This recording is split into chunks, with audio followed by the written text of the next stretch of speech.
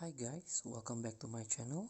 Today I'm going to show you how to play in practice mode to test your skill. So first you can click the multiplayer button and then you can click this game mode button.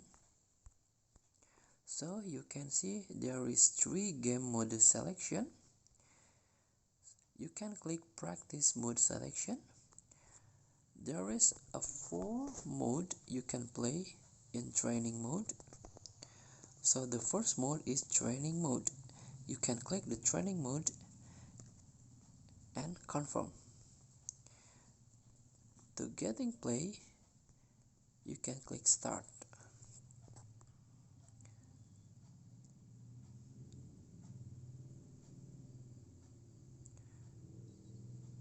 So we are already joining in practice mode.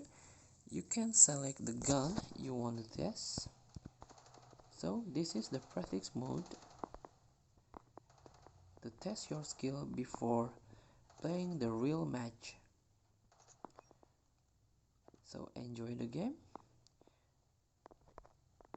Thank you. Please comment, subscribe and like, and don't forget click the thanks button below. Thank you.